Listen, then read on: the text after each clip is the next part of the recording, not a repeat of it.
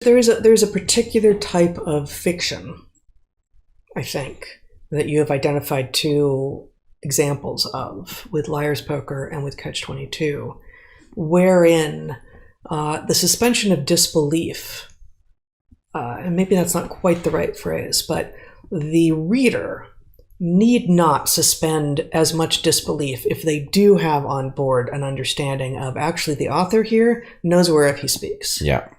Yeah, that's basically the argument. And, again, I'm not arguing. I would like art that stands on its own. In fact, maybe you can argue that the question is, how close have you gotten to that? Mm-hmm. Right? When you've written something that the verisimilitude is so good that it stands on its own because people will infer that you must know what you're talking about. Then that's the ideal. On the other hand, maybe the problem is some things are so remote from our experience, or from the experience of normal people living normal lives, that you would maybe never interpret the kind of ruthlessness that happens mm-hmm. when life and death decisions are made in a boardroom, unless somebody who had seen it had decided to reveal that through something artistic. What occurs to me is there's a modern case that excuse me, that we hear about a lot from the activists who land on the opposite conclusion as I will here, and it's J.K. Rowling.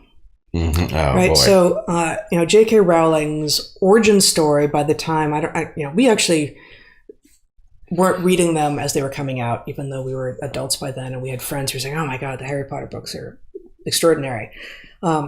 But we read them to our boys when they were young, some number of years later, and I've actually gone back and read them, and we've watched the movies, and they're brilliant. She's extraordinary. She's created not just a universe, but a suite of characters and insights into the human condition. She hasn't created; she has revealed insights into the human condition that are truly powerful. And at the point that she is long past that, and she is now often writing under a pen name, and yes, by book 3 or 4, probably we knew that actually she wrote the first book as a single mother on the dole, I think, or whatever it's called in the UK, and that she was doing this, in her spare moments while trying to support her child. Feels like it just, it sort of elevates our sense of, she really had it in her. She had this book in her, and then it turns out she had all these other books in her. But that isn't that relevant, honestly. That speaks to her tenacity, and that speaks to her, I guess her tenacity, really. But the thing that comes out more recently, that she's standing up for the truly obvious conclusion that women are women and men aren't, and that this has enraged an army of activist online trolls, for want of a better description, who proclaim with tears in their, I don't even know, I was going to say like pink haired, I don't even know. Probably eyes, though. I was going to say eyes, like what do they do to their eyes? I don't think they can do anything to their eyes yet.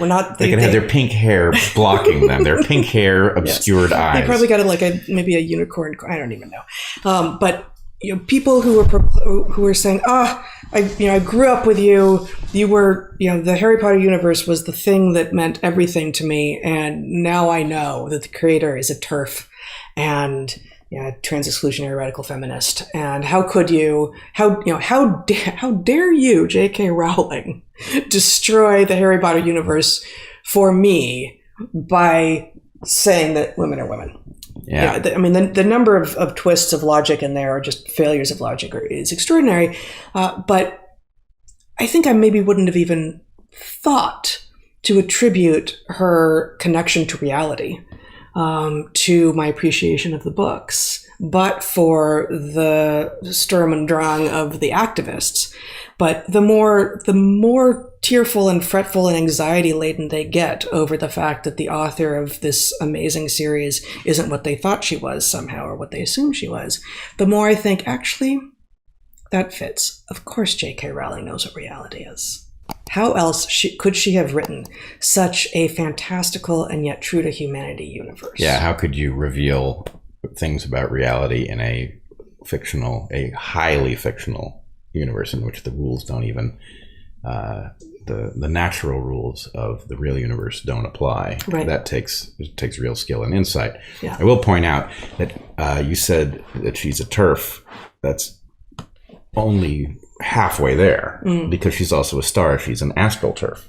Astral TERF. Yeah. But I love this point you're making. Pretty happy with yourself. Sorry. Moderately. But I love the point that you're making. It is the counterpoint to the one that I'm making naturally, which is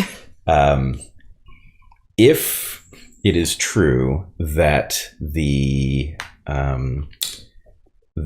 context, that the person and the life that they led is relevant to interpreting the work in many cases, or at least in some cases, I think we've established. It is not true that at the point that you discover that somebody who has written something truly marvelous has some belief that you're politically not lined up with, that it invalidates the work that they've done. This is exactly it. In fact, you know that you're at odds with yourself.